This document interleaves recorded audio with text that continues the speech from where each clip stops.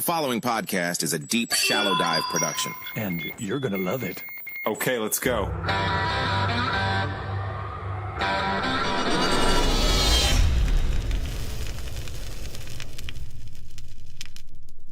I mean, honestly, it's just something different when you see the uniform. It really is. And so I really appreciate you kind of making that happen for my request. All right, everybody, listen, I am very excited today to have this conversation, and it's been one we've been trying to put together for, gosh, a few weeks now. And we are going to talk today to former Captain Josephine Guilbeau. Did I pronounce your last name correctly? That's right. All right. Let me do this. And by the way, you guys know, obviously this podcast is a video podcast. If you're on Spotify, you can watch this on video. It's also on YouTube.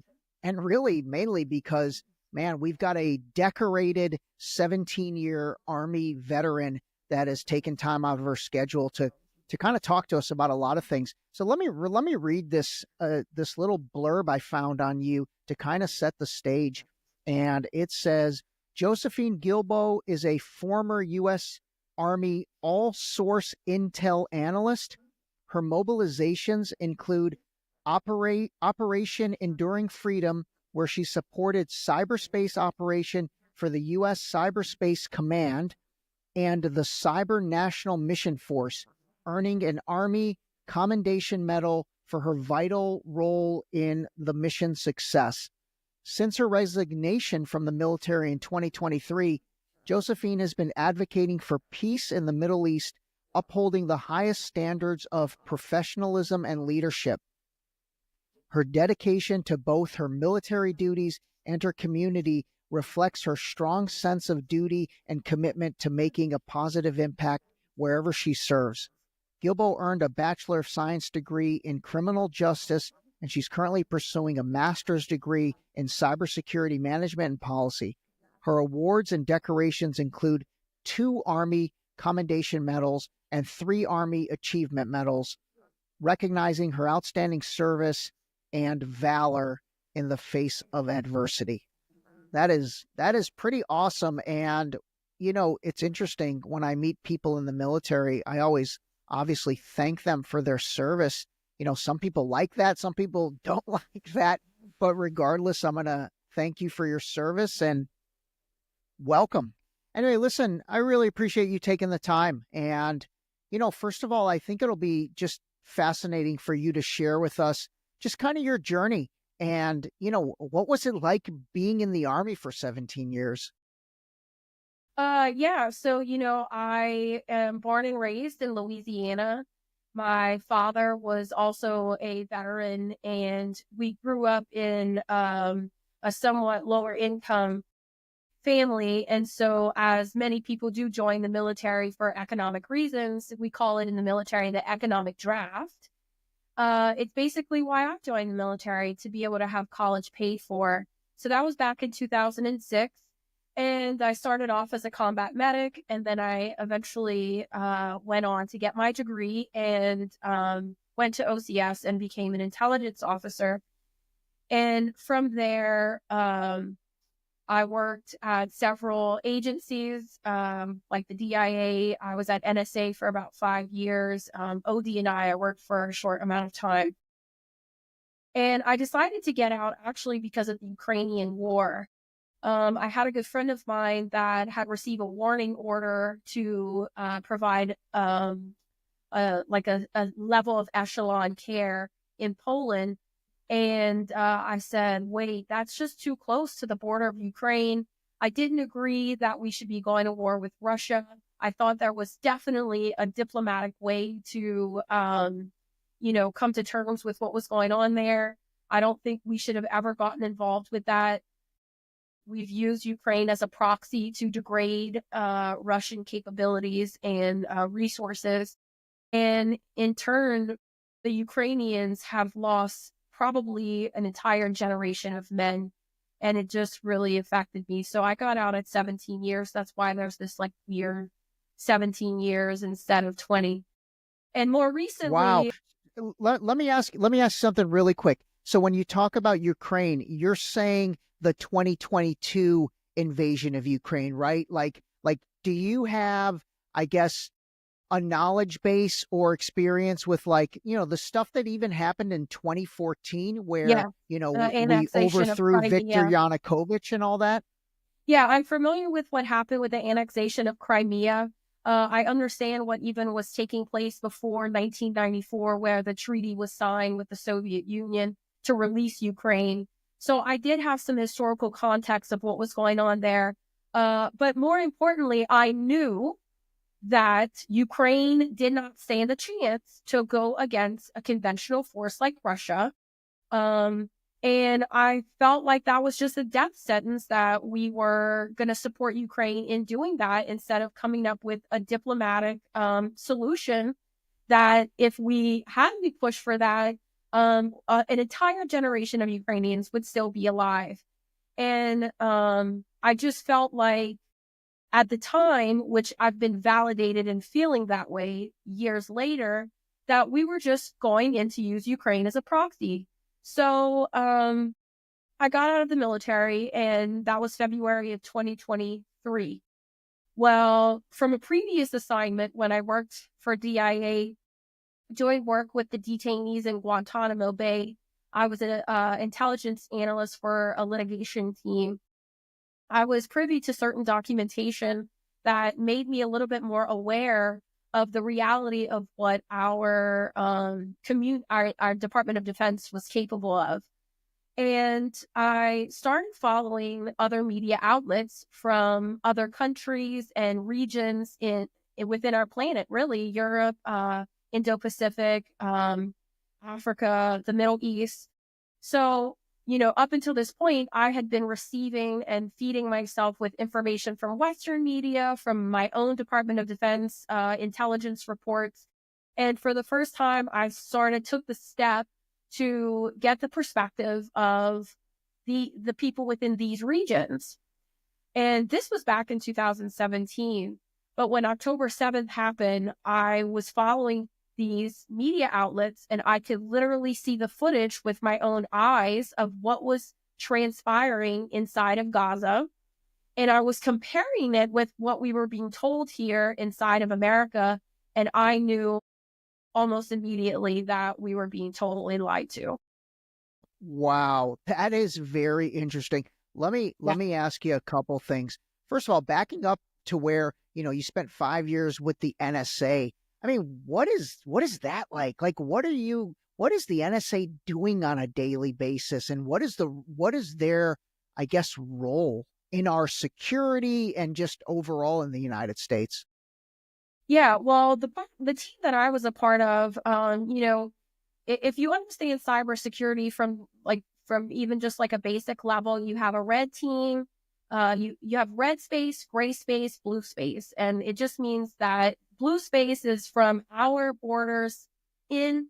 Gray space is just sort of, everything in between. And then red space is like the enemy, we'll say.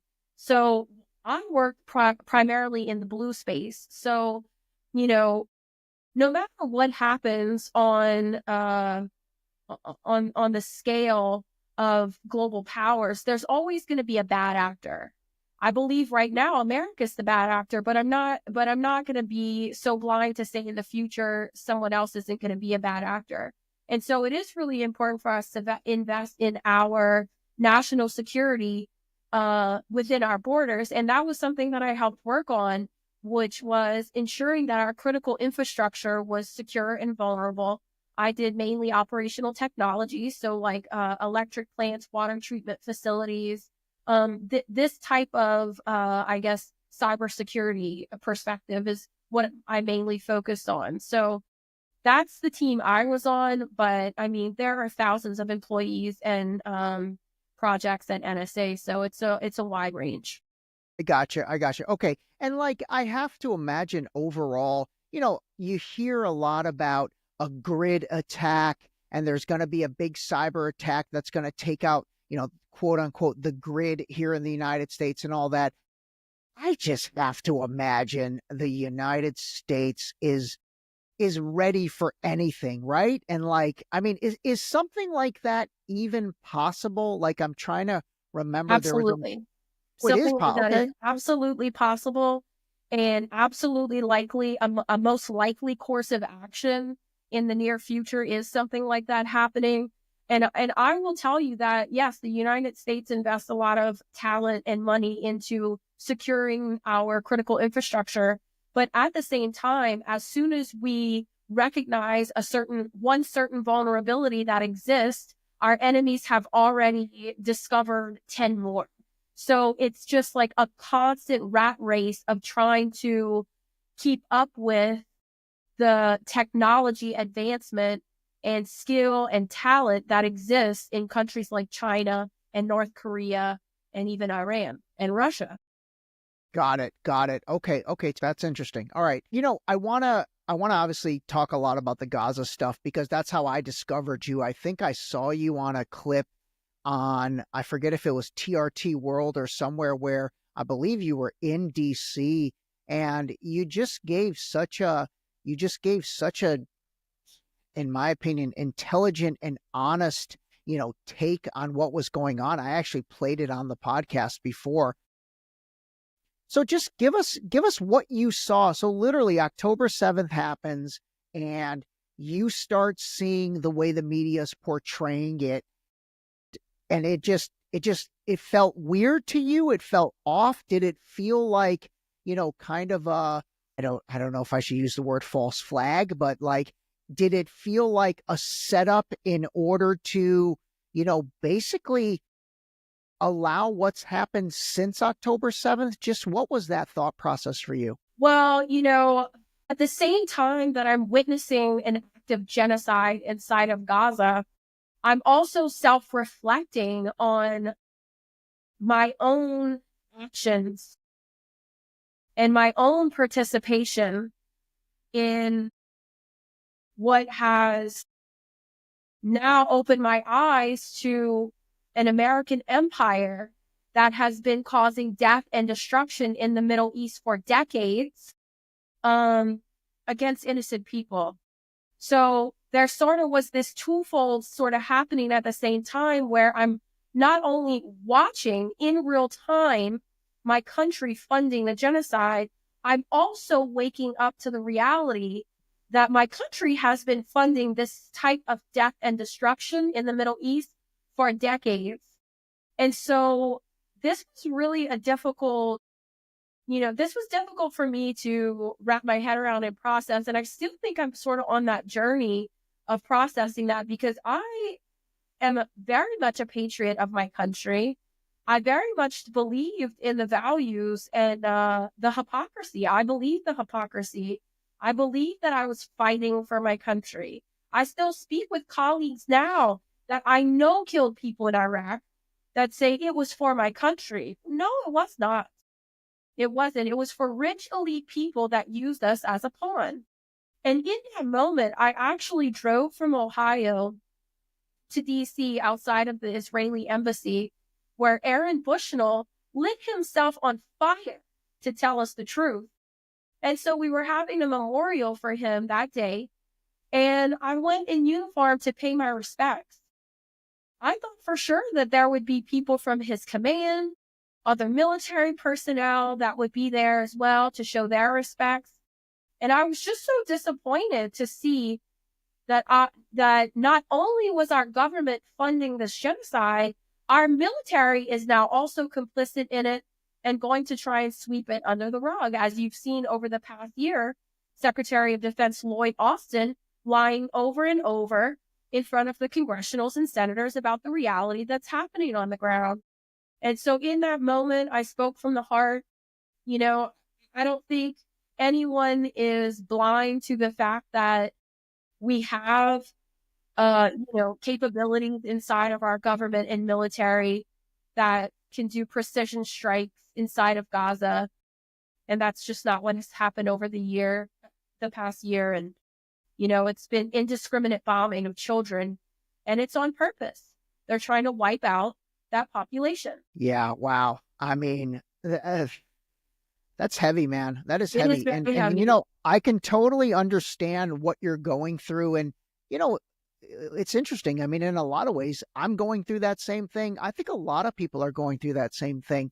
And really, you know, I will say a lot of times I'll talk about our government, our this, our country, the United States. Fundamentally, the United States is amazing. The people of the United States are amazing. It's it's a very small group of lawmakers that are really kind of spearheading so much of this. And you know, I've talked a lot on the podcast about, you know, this starting with like George H.W. Bush, Papa Bush, and the whole, you know, neoconservative movement, Dick Cheney, Donald Rumsfeld, George W. Bush, Paul Wolfowitz, like all these guys. And I think what you said earlier in terms of sort of, I mean, waking up to an extent. No, what's that? Go ahead. I lost you. Go ahead. Yeah, sorry. Honestly, Ray, I'm afraid to say this has started way before Bush. Um, you know, I have done a lot of digging and research and reading and speaking to historians about this, speaking to, you know, people like Larry Wilkerson, who was an advisor to Colin Powell, Dennis Fritz, a 28-year retired Command Chief Master Sergeant. This started actually before the Bush administration.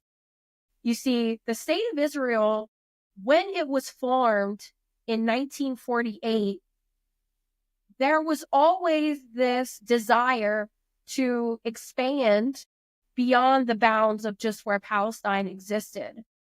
And so, as you saw Benjamin Netanyahu testify to our Congress and lie to our Congress, saying that there were weapons of mass destruction in Iraq, which is the reason we went in there, these types of lies have been given to our politicians even before the Bush administration. This has been going on now since the Gulf War.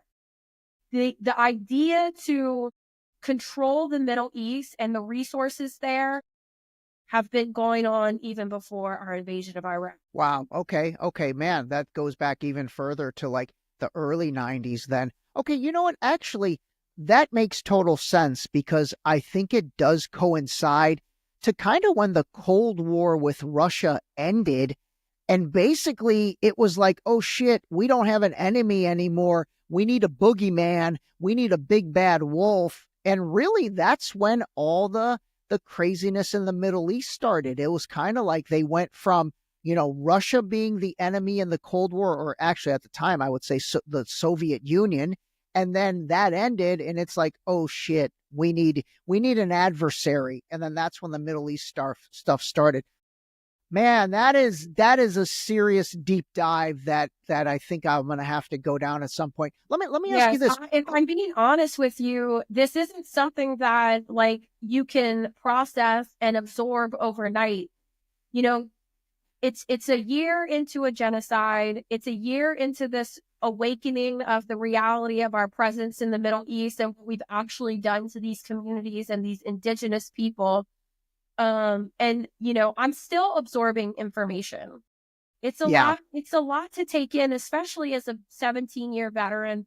It's a lot to take in because you're really having to deprogram yourself from layers and layers of propaganda that we as Americans have been fed our entire lives. So this isn't an easy journey to take. And a lot of people look at the journey up ahead and say, wow, that's so incredibly like complex that I don't have the time, effort, or energy to be able to understand that. So I'm just not going to. I feel like that's the hardest hurdle to get across when I'm having these conversations with Americans, that they just don't even have the capacity to absorb the reality of what's happening. I think you're totally right. I think you're right on everything you said, especially it's complicated, man. It is complicated, and it is like 4-dimensional, 8-dimensional chess on so many different levels. And even everything that's going on now with Trump coming in, and you know, there's so many people that are like, oh, this is amazing, you know, life's going to go back to quote unquote normal. And I'm defining normal as, let's say, before 2016, where all of this stuff was happening. We just never even thought about it, let alone never knew about it. But it is crazy complicated. And you do have to sort of take things, a little bit at a time. And again, I think you, along with everybody else, myself included, all we're trying to do is separate right versus wrong, and just get to the truth, because it is not what we've been told. So, man, that's quite a journey. Let me ask you about, these administrations. Like, obviously, working 17 years in the Army, you've seen, I guess you probably got in, who was president when you joined? Who was Bush. President Bush. Okay. I was in basic training whenever he made an announcement that he would be sending thousands and thousands of more troops into Iraq. This was in 2006. I remember they lined us up in the hallways and they played his speech over the speaker. And basically, we all knew we were going to be most likely going to Iraq. Let me ask you this. Like when it was happening then, did anybody kind of be like, wait a minute, why are we doing this? And then... No, absolutely not. No. Guess what happened? 9/11. 9/11 and the following propaganda convinced the people in America that this was something that we absolutely needed to do in order to protect our country. And they had convinced us that if we didn't go there and invade, that these weapons of mass destruction would eventually make their way into our border. So if I'm being honest, in 2006, no, I mean, we were all convinced that we were fighting for our country. Now, not so much. The reality is, with technology and everything that we have, we're watching a live stream genocide. And at the same time, we're watching our government continue to lie to us about it. It's making a lot of veterans go back and realize that these same sort of game moves applied back then to us. And, what I am concerned the most with the reality of this is we already have 22 plus suicides a day. You don't know this, but my father, a veteran, also died by suicide. I watched him battle with Veterans Affairs and veteran health. And it's such a poor system, underfunded system.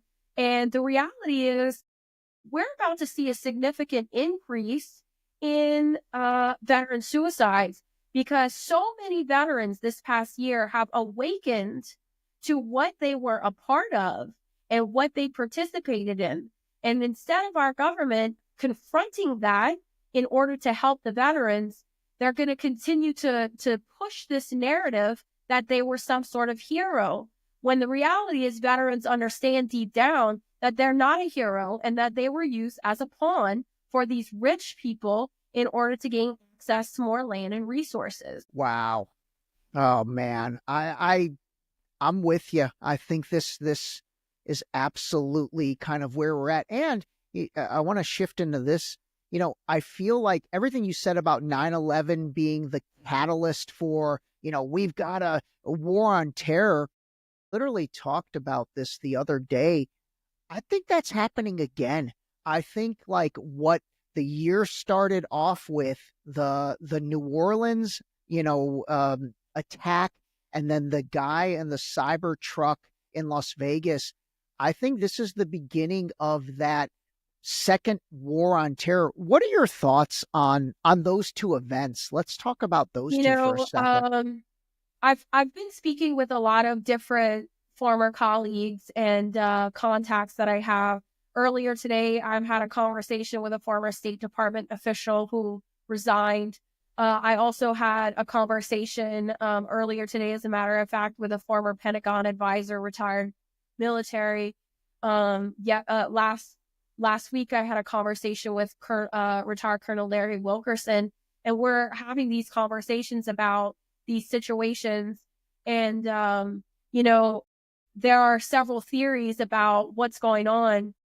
And one theory is that the government and the Mossad, which is the Israeli intelligence, is realizing that there's a lot of power in the voices of veterans, and a lot of veterans like Colonel McGregor, Colonel Wilkerson, Dennis Fritz wrote a book, The Deadly Betrayal, about Israel's power in us being at war for decades in the Middle East.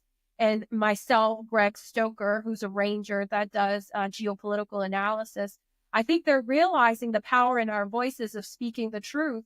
And some people are theorizing that these are false flags to try and discredit veterans' voices and to say that they can be radicalized because of our training and violence, our exposure to violence, if you will.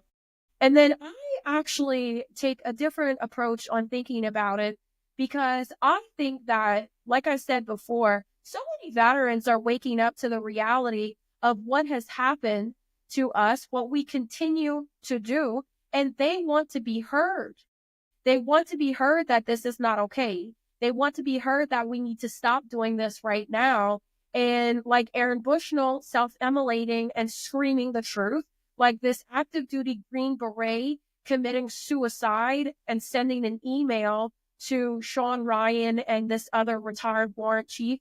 If you haven't watched the Sean Ryan episode 155, I encourage you to. He emailed them with information about the war crimes he was a part of in 2019 in Afghanistan. He also warned us about the possibility of the drones on the East Coast being from China as a show of force, if you will, to deter us from continuing our efforts over Taiwan and the Middle East, of course.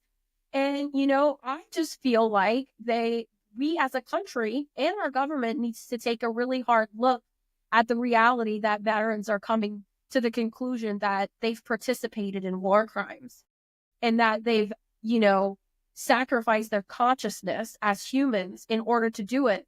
And their consciousness is now reaching up to them, and they're having a hard time living with it. I could imagine that absolutely would be, gosh, I hate when I do something remotely wrong and I have the regrets for it. I can't even comprehend how that would feel. Let me ask you about PTSD. I mean, I know it's real. I know it's a real thing, but like, do you have any experience with it on a personal level, if you're comfortable sharing that? And then if not on a personal level, which I hope not, like, I mean, help us understand that is it, and just how powerful that can be. And that kind of plays to what you've been talking about.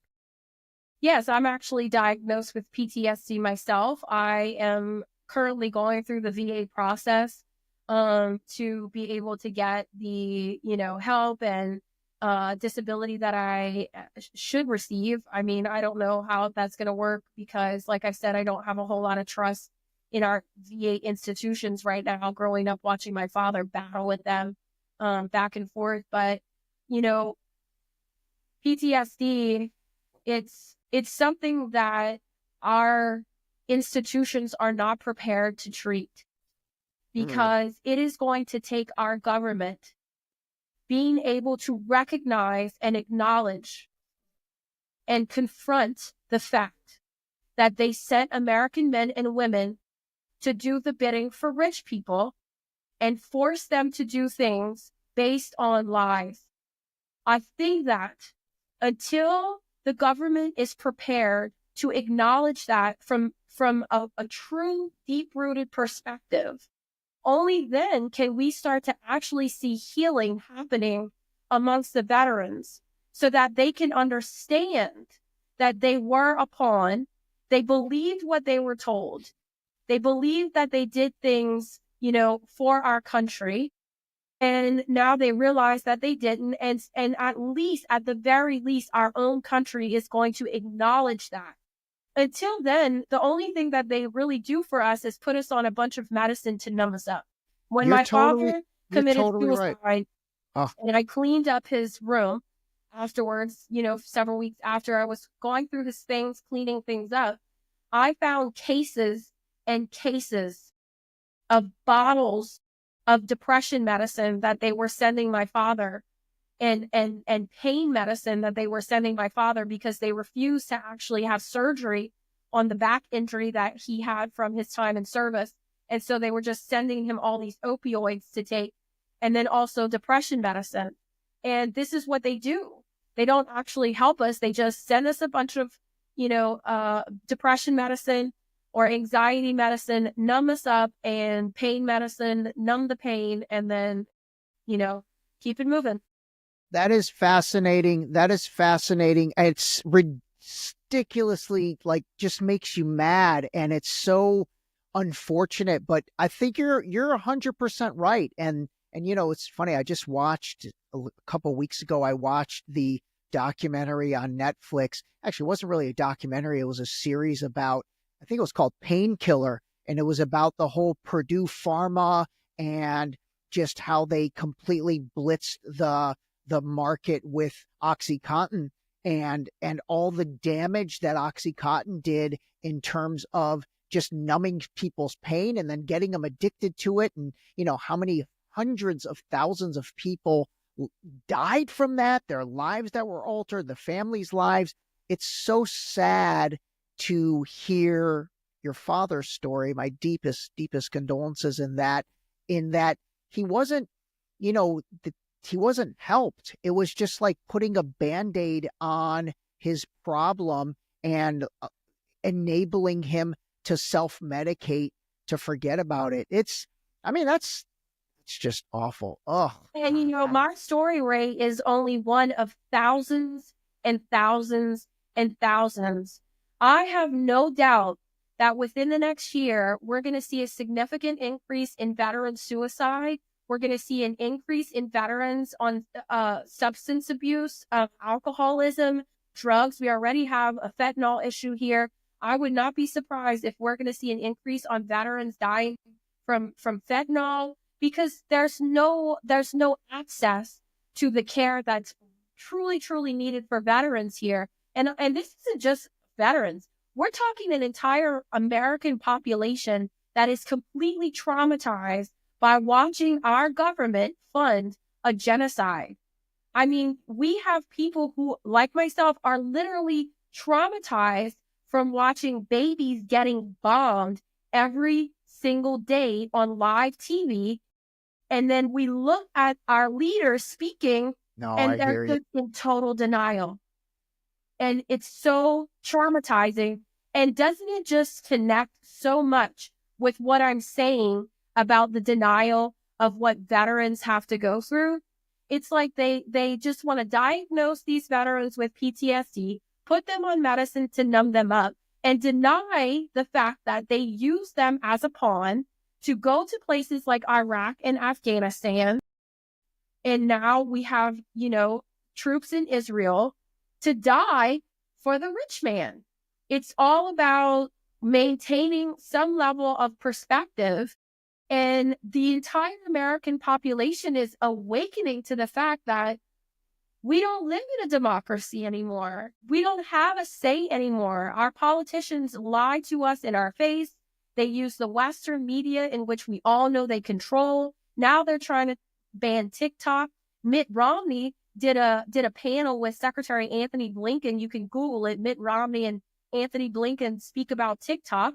And they literally say it to our faces that the reason they need to ban TikTok is because there's too much Palestinian content there. Yeah, I saw that. I think that was like, it was, you're right. It was Mitt Romney and Anthony Blinken, and he literally came out and said it. And I think everyone's like, dude, you literally just said what we all know, but man, you just admitted shows you how desperate they are, where they don't even have the capacity to keep things secret anymore, but it also shows how programmed and brainwashed the population is to hear that, but then not to really react to it in a way that deters them from making these types of decisions. No, I hear you. Oh my God.